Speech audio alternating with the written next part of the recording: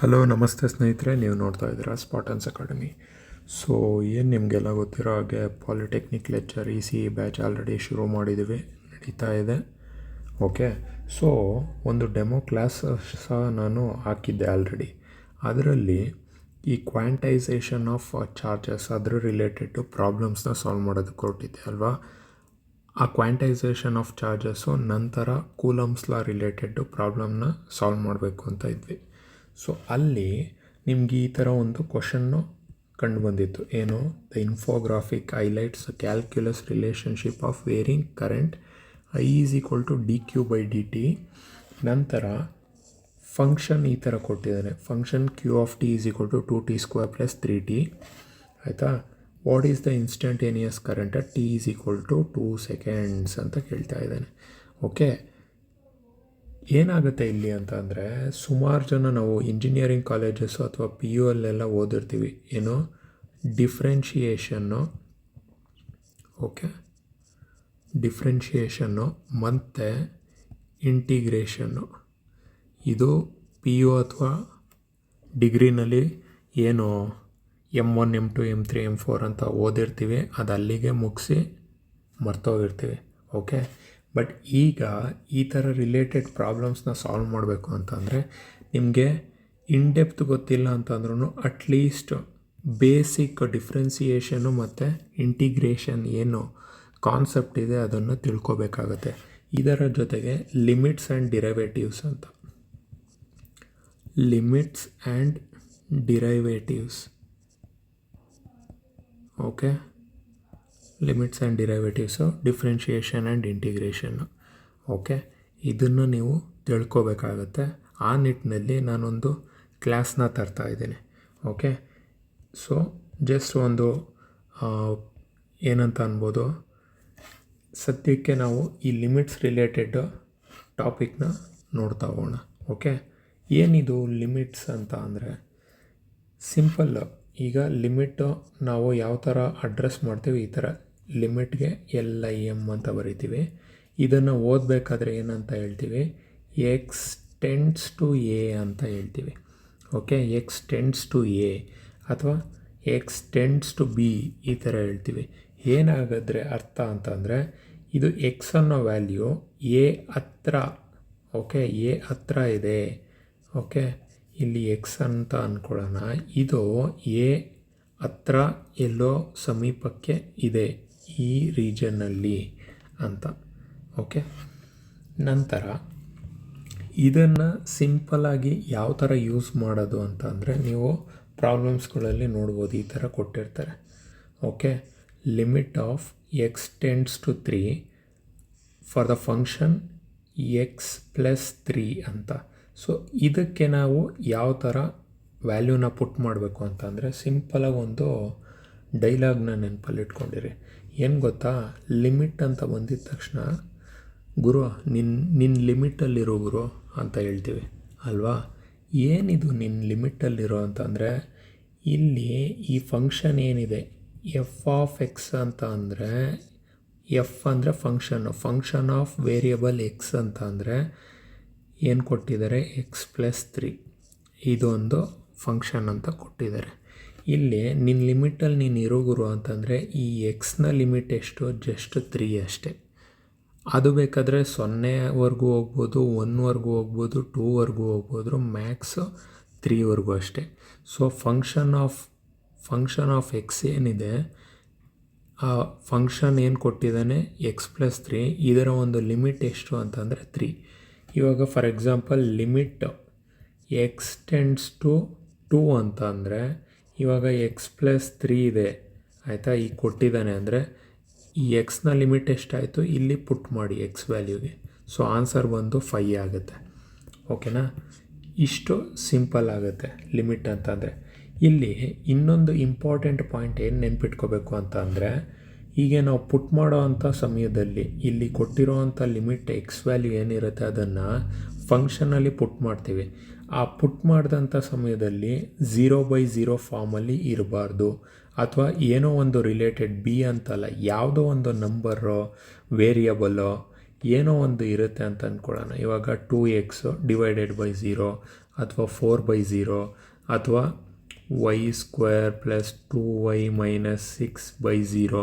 ಹೀಗೆ ನ್ಯೂಮರೇಟರಲ್ಲಿ ಏನಾದರೂ ವ್ಯಾಲ್ಯೂ ಇರಲಿ, ಕೆಳಗಡೆ 0 ಇತ್ತು ಅಂತಂದರೆ ಆ ಫಾರ್ಮಲ್ಲೂ ನಾವು ಲಿಮಿಟ್ನ ಎಕ್ಸ್ಪ್ರೆಸ್ ಮಾಡೋದಕ್ಕೆ ಬರಲ್ಲ. ಅಂಥ ಟೈಮಲ್ಲಿ ನಾವೇನು ಮಾಡಬೇಕಾಗುತ್ತೆ, ಫಸ್ಟು ಕೊಟ್ಟಿರೋವಂಥ ಅವರು ಏನು ಫಂಕ್ಷನ್ ಕೊಟ್ಟಿರ್ತಾರಲ್ಲ ಅದನ್ನು ನಾವು ಸಿಂಪ್ಲಿಫೈ ಮಾಡ್ಕೋಬೇಕಾಗತ್ತೆ. ಹೇಗೆ ಮಾಡ್ಕೊಳ್ಳೋದು ಅಂತಂದರೆ ಒಂದು ಪ್ರಾಬ್ಲಮ್ನ ನೋಡೋಣ. ಇಲ್ಲಿ ನೋಡಿ, ಲಿಮಿಟ್ ಎಕ್ಸ್ ಟೆಂಡ್ಸ್ ಟು -2 ಅಂತ ಇದೆ. ಫಂಕ್ಷನ್ ಏನು 1/x plus 1/2 divided by X plus 2 ಅಂತ ಕೊಟ್ಟಿದ್ದೇನೆ. ಫಸ್ಟು ನೀವು ನ್ಯೂಮರೇಟರಿಗೆ ಚೆಕ್ ಮಾಡೋದಕ್ಕಿಂತ ಮುಂಚೆ ಡಿನಾಮಿನೇಟ್ರಿಗೆ ಚೆಕ್ ಮಾಡಿ ನೋಡಿ. ಇವಾಗ -2 ಇದೆಯಲ್ಲ, ಈ ವ್ಯಾಲ್ಯೂನ ಇಲ್ಲಿ ಪುಟ್ ಮಾಡಬೇಕು. 1 + x ಡಿವೈಡೆಡ್ ಬೈ ಪ್ಲಸ್ 1/2. ಇದು -2 + 2 ಆಗುತ್ತೆ ಪುಟ್ ಮಾಡಿದಾಗ. -2 - 2 ವಿಲ್ ಬಿ ಈಕ್ವಲ್ ಟು 0. ಇಲ್ಲಿ ಮೇಲ್ಗಡೆ ಏನಾದರೂ ಬರಲಿ, ಆಯಿತಾ, ಜಸ್ಟ್ ಎಕ್ಸ್ ಅಂತಲೇ ಅಂದ್ಕೊಳ್ಳೋಣ. ಬಟ್ ಇದೇನಾಯಿತು, ಎಕ್ಸ್ ಡಿವೈಡೆಡ್ ಬೈ 0, ಇದನ್ನು ನಾವು ಲಿಮಿಟಲ್ಲಿ ರೆಪ್ರೆಸೆಂಟ್ ಮಾಡೋದಕ್ಕೆ ಬರಲ್ಲ. ಸೊ ಈಗ ನಾವೇನು ಮಾಡಬೇಕಾಗತ್ತೆ, ಈ ಕೊಟ್ಟಿರೋವಂಥ ಒಂದು ಎಕ್ಸ್ಪ್ರೆಷನ್ ಏನಿದೆ ಇದನ್ನು ಸಿಂಪ್ಲಿಫೈ ಮಾಡಬೇಕಾಗತ್ತೆ ಫಸ್ಟು.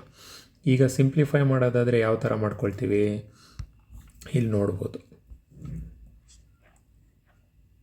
ಹೇಗೆ ಮಾಡ್ಕೊಳ್ತೀವಿ ಸಿಂಪ್ಲಿಫೈಯೇ. ಈಗ ಇದನ್ನು ನಾವು ಎಲ್ ಸಿ ಎಮ್ ತೊಗೊಳ್ತೀವಿ ಅಲ್ವಾ. ಇದೇನಾಗುತ್ತೆ, ಎಲ್ ಸಿ ಎಮ್ ತೊಗೊಂಡ್ರೆ 2x ಆಗುತ್ತೆ. ಇಲ್ಲಿ x ಪ್ಲಸ್ 2 ಈ ಥರ ಬರೀತೀವಿ. ನಂತರ x ಪ್ಲಸ್ 2 ಹಾಗೇ ಇರುತ್ತೆ. ಏನೂ ಇಲ್ಲ ಅಂತಂದರೆ ಡಿನಾಮಿನೇಟ್ರ್ 1. ಸೊ ಈ ನ್ಯೂಮರೇಟ್ರ್ ಕಳೆಯುತ್ತೆ. ಸೊ ಅಲ್ಲಿಗೆ ಉಳಿದಿದ್ದೇನು 1/2x. ಓಕೆನಾ. ಈಗ ಎಕ್ಸ್ ವ್ಯಾಲ್ಯೂನ ಪುಟ್ ಮಾಡಿದ್ರೆ ನೀವು 1/2 x will be equal to -2 ಅಂತಂದರೆ this will be equal to -1/4 answer. Okay fine. Next ನೋಡಿ, ಇಲ್ಲಿ ಕೊಟ್ಟಿರೋ ಅಂಥ ಇನ್ನೊಂದು ಪ್ರಾಬ್ಲಮ್ನ ನೋಡೋಣ. Limit x tends to 2. ಇಲ್ಲಿ ಕೊಟ್ಟಿರೋ ಅಂಥ ಫಂಕ್ಷನ್ ಯಾವುದು, 3x² - x - 10 divided by x² - 4. ಇವಾಗ 2 ಏನಿದೆ, ಈ 2ನ ಇಲ್ಲಿ ಸಬ್ಸ್ಟಿಟ್ಯೂಟ್ ಮಾಡಿದ್ರೆ 2 2s 4 - 4 will be equal to 0. ಇದು ಯಾವ ಫಾರ್ಮಲ್ಲಿದೆ, b/0 ಫಾರ್ಮಲ್ಲಿದೆ. ಸೊ ಇವಾಗ ಇದನ್ನೇನು ಮಾಡೋಣ, ಸಿಂಪ್ಲಿಫಿಕೇಷನ್ ಮಾಡಬೇಕು. ಓಕೆ. ಸೊ ಸ್ಕೂಲಲ್ಲೆಲ್ಲ ನೀವು ಆಲ್ರೆಡಿ ಕಲ್ತಿದ್ದೀರ, ಏನು ಆಲ್ಜಿಬ್ರಾಯಿಕ್ ಎಕ್ಸ್ಪ್ರೆಷನ್ 3x² - x - 10 ಅಂತಂದರೆ ಇದು ಮಲ್ಟಿಪ್ಲಿಕೇಶನ್ ಫಾರ್ಮಲ್ಲಿದೆ ಅಲ್ವಾ, ಇದು ಅಡಿಷನ್ ಸಬ್ಟ್ರಾಕ್ಷನ್ ಫಾರ್ಮಲ್ಲಿದೆ. ಸೊ ಇದು ಏನು ವ್ಯಾಲ್ಯೂ ಇರುತ್ತೆ, ಏನೂ ಇಲ್ಲ ಅಂದರೆ ಇಲ್ಲಿ +3 - 10. ಇದನ್ನು ಇಂಟು ಮಾಡಿದ್ರೆ -30 ಆಗುತ್ತಾ. Okay.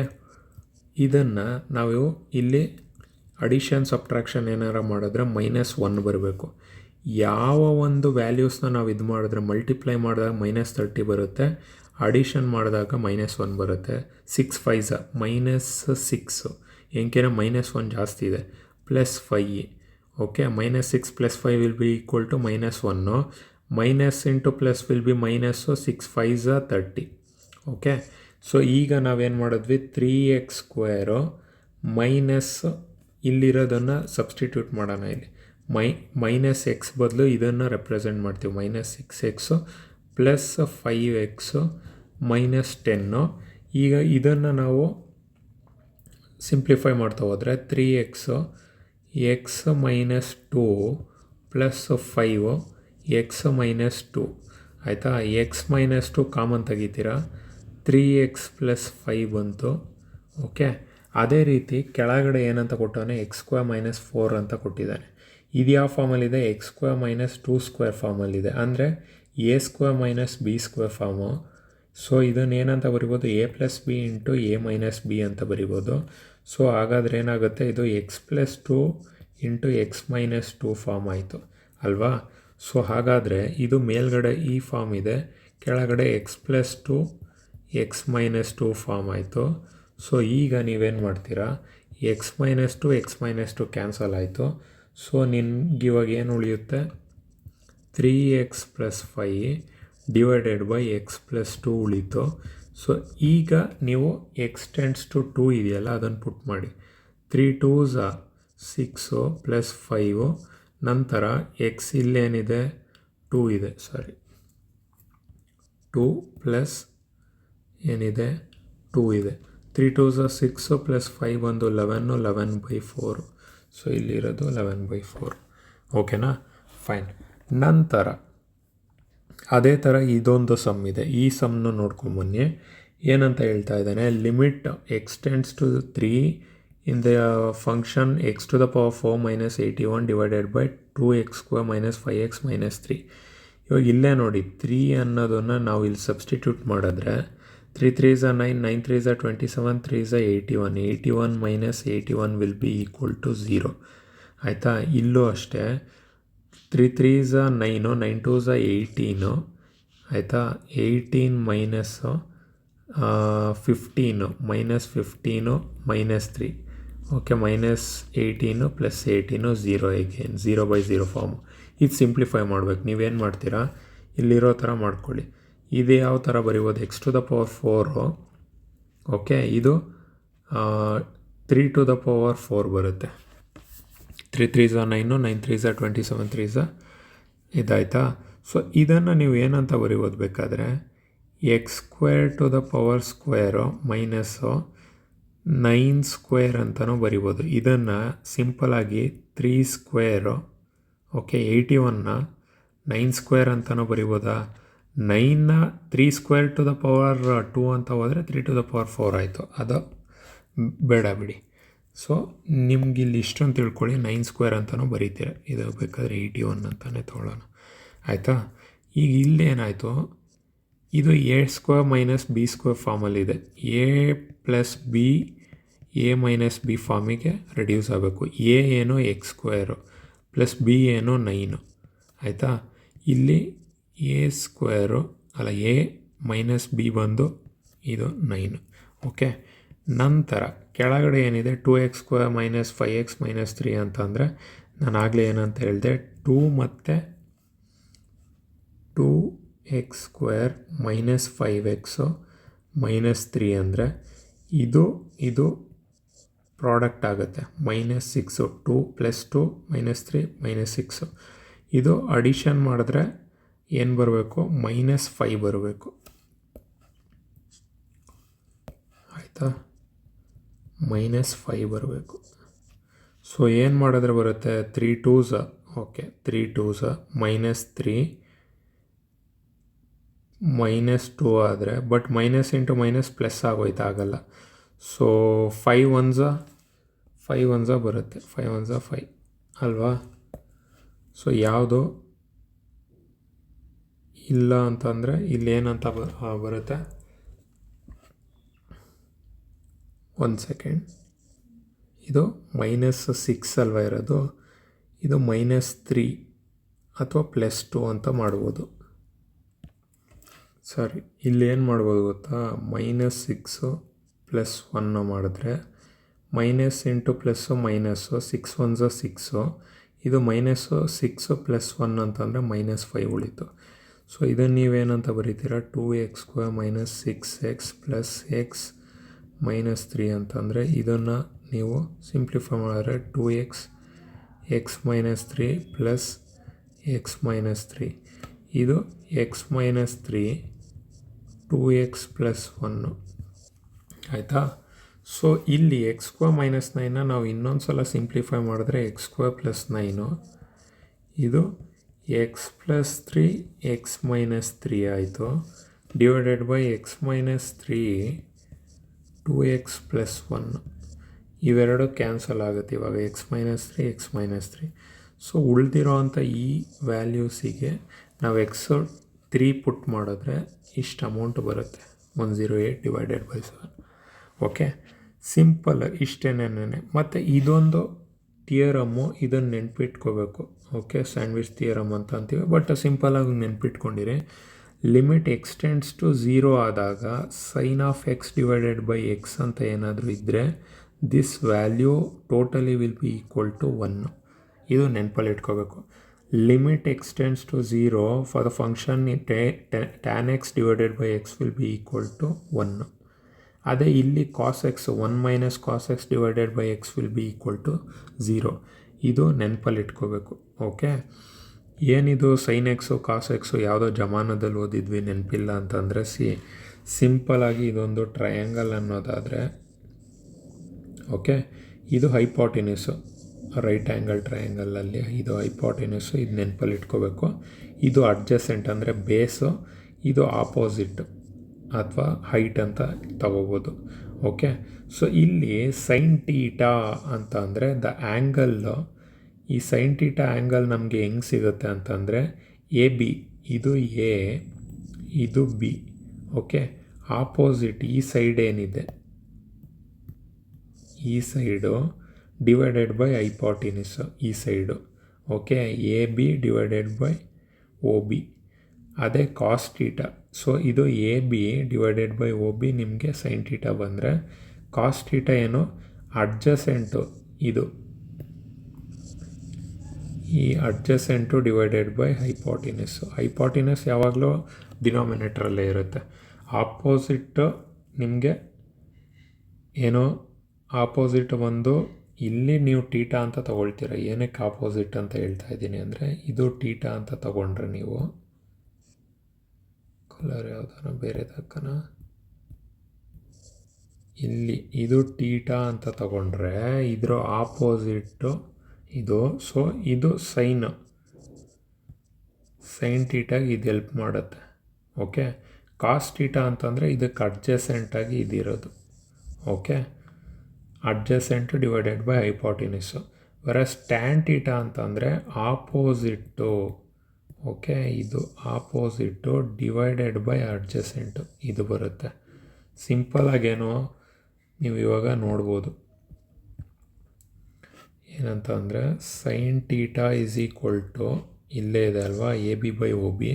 Cos theta is equal to O A by O B ಆದರೆ ನಿಮಗೆ tan theta will be equal to sine theta by cos theta ಆಗುತ್ತೆ. So sine theta A B by O B, ಇದು cos theta O A by O B. O B cancel ಆದರೆ A B by O A.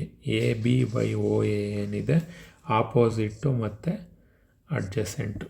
Okay, ಇನ್ನು ಇದರ ಇನ್ನೊಂದು part ಅಥವಾ ನಾವು ಡಿನಾಮಿನೇಟರಿಗೆ ತೊಗೊಂಡಾಗ ಏನಾಗುತ್ತೆ, ಸೈನ್ ಟೀಟಾಗೆ ಡಿನಾಮಿನೇಟ್ರಲ್ಲಿ ಇದು ಮಾಡೋದಾದರೆ cosecant theta, cos theta secant theta, tan theta cot theta ಈ ಥರ ಆಗುತ್ತೆ.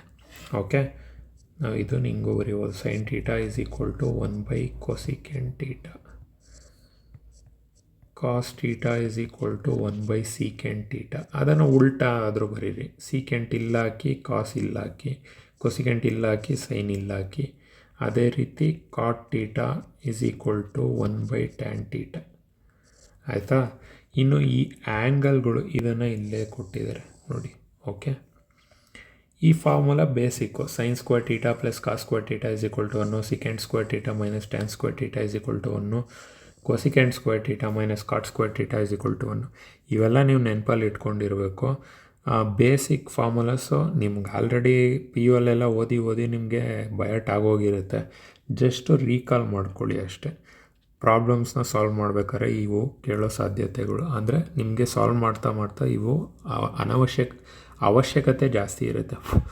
ಓಕೆ, ಇನ್ನು ಈ ಆ್ಯಂಗಲ್ ಏನಿದೆ ಇದನ್ನು ನೆನಪಲ್ಲಿ ಇಟ್ಕೊಳ್ಳಿ. ಸಮ್ಟೈಮ್ಸ್ ಆ್ಯಂಗಲ್ಗಳು ಬೇಕಾಗುತ್ತೆ. ಈ ಟೇಬಲ್ನ ಪಿ ಯು ಅಲ್ಲಿ ಹೇಗೆ ಬಯಟ್ ಹೊಡೆದಿರ್ತೀರೋ ಆ ಥರ ಈಗಲೂ ನೆನಪಲ್ಲಿ ಇಟ್ಕೊಂಡಿದ್ರೆ ಒಳ್ಳೆಯದು. Okay, fine. ಆಗಿದ್ದರೆ ಇದನ್ನು ಇಲ್ಲಿ ಯಾವ ಥರ ನಾವು ಲಿಮಿಟ್ಸಲ್ಲಿ ಯೂಸ್ ಮಾಡ್ತೀವಿ ಅಂತ ನೋಡೋದಾದರೆ, limit x tends to 0 sine of a x divided by sine of b x ಅಂತ ಪ್ರಾಬ್ಲಮ್ ಕೊಟ್ಟಿದ್ದಾನೆ. ನಾನು ಇದನ್ನು ಏನಂತ ಬರೀಬೋದು, sine of a x divided by x ಅಂತ ಹೇಳ್ತಾ ಇದ್ದೀನಿ ಅಂತ ಅಂದ್ಕೊಳ್ಳಿ. Okay, sine of a x divided by sine of b ಎಕ್ಸಲ್ಲಿ ಇಲ್ಲಿ ನಾನೇನು ಮಾಡ್ತೀನಿ, ಸಿಂಪಲ್ಲಾಗಿ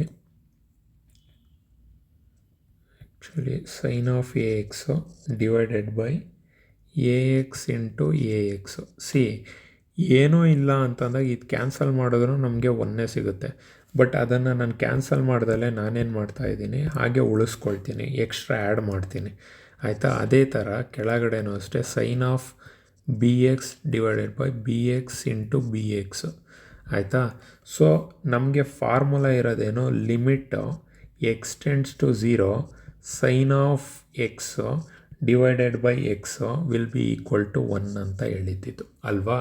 ಅದೇ ರೀತಿ ಇಲ್ಲೂ ಅಷ್ಟೇ ಸೈನ್ ಆಫ್ ಎ ಎಕ್ಸ್ ಏನ ಬೇಕಾದ್ರೆ 1 2 3 ಏನಾರು ತೊಗೊಳ್ಳಿ.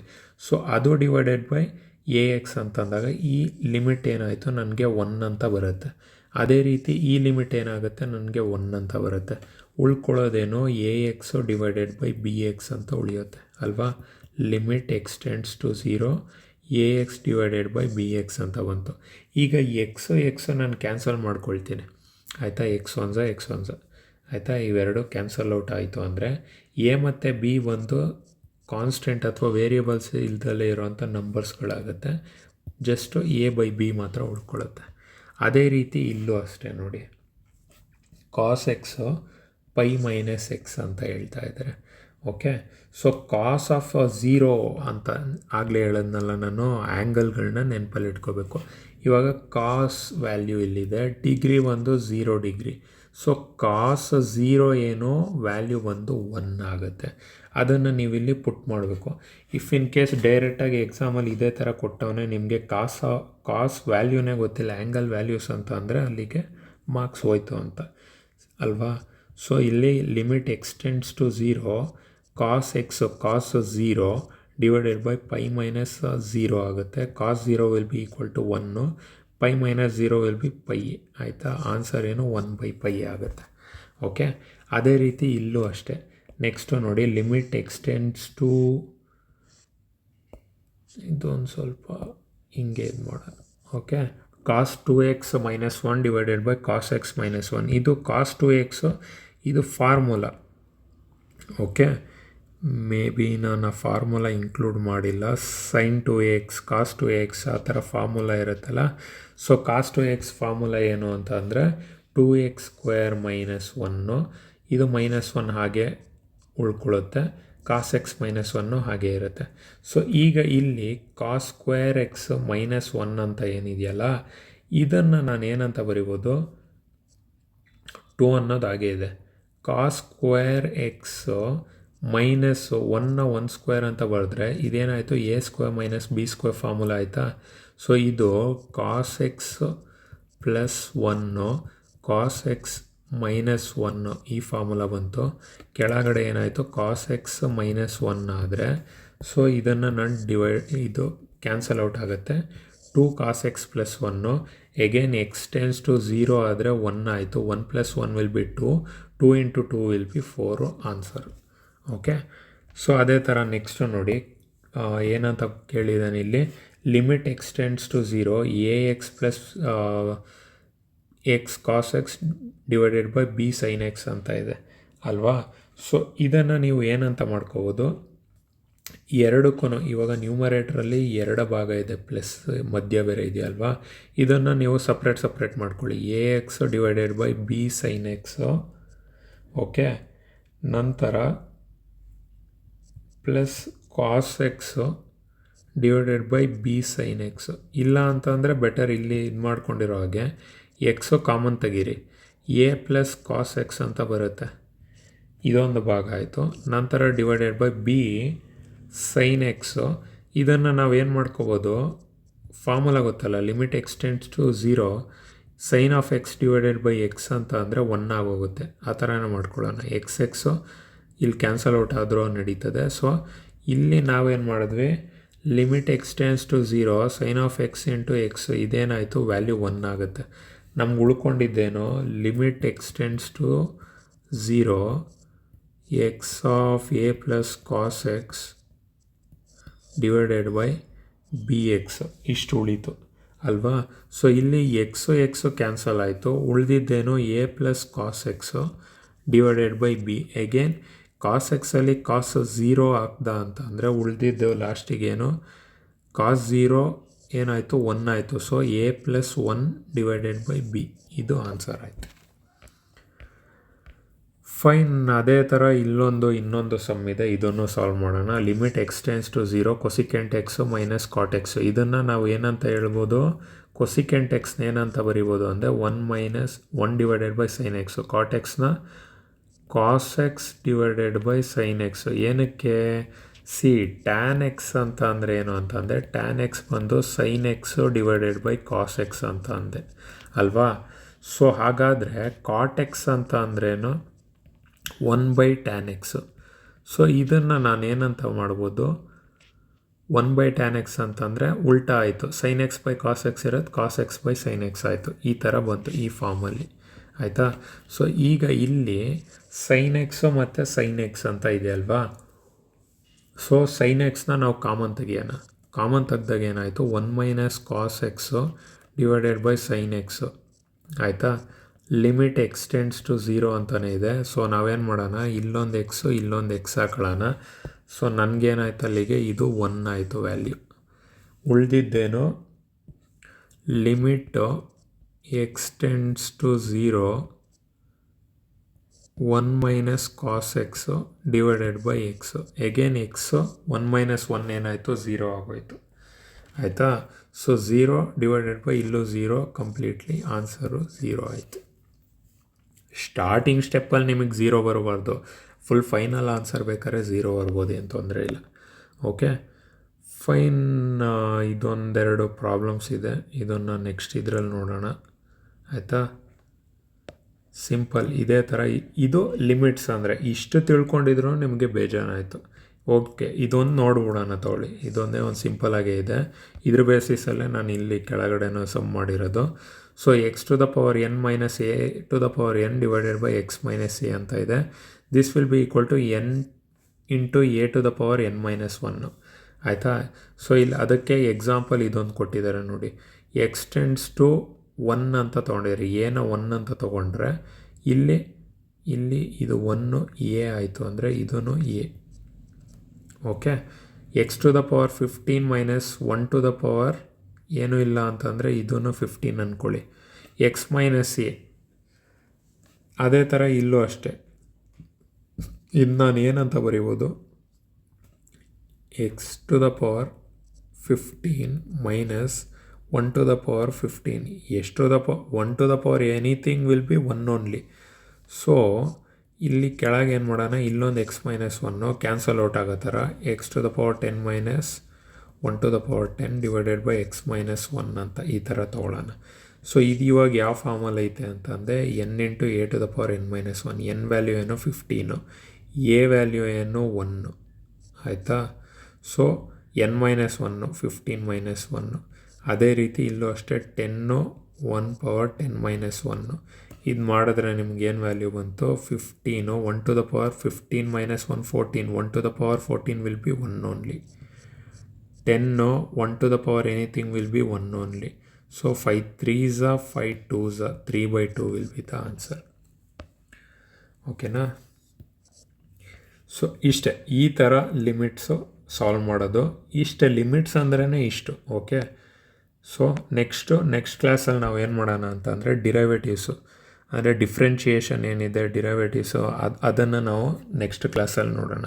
ಓಕೆ ಸೊ ಆಲ್ರೆಡಿ ನಾನು ಎಕ್ಸ್ಪ್ಲೇನ್ ಮಾಡಿರೋ ಹಾಗೆ this is all related to polytechnic lecturer recruitment 2026. 941 vacancies notification soon ಆಗುತ್ತೆ. ಓಕೆ ಸೊ ಆಲ್ರೆಡಿ ನಾವು ಒಂದು ಡೆಮೋ ಕ್ಲಾಸ್ನೂ ಸಹ ಅಪ್ಲೋಡ್ ಮಾಡಿದ್ದೀವಿ related to network analysis. ECE ಬ್ಯಾಚಿಗೆ ನಾವು ಕ್ಲಾಸಸ್ನ ಶುರು ಮಾಡಿದ್ದೀವಿ. ಓಕೆ ECE ಬ್ಯಾಚು ಯಾರಾದರೂ ಇದ್ದರೆ ನೀವು ಜಾಯ್ನ್ ಆಗ್ಬೋದು. ಓಕೆ ಇನ್ನು GS ಬ್ಯಾಚು ಸಹ ಶುರು ಮಾಡಿದ್ದೀವಿ. ಸುಮಾರು ಜನ GS ಬ್ಯಾಚು ಶುರು ಮಾಡಿ ಅಂದಿದ್ರಿ. GS ಬ್ಯಾಚು ಸಹ ಶುರು ಮಾಡಿದ್ದೀವಿ. ಅದ್ರ ರಿಲೇಟೆಡ್ ನಾವು ಒಂದು ಎಕಾನಮಿ ಡೆಮೋ ಕ್ಲಾಸು ಸಹ ಅಪ್ಲೋಡ್ ಮಾಡಿದ್ದೀವಿ.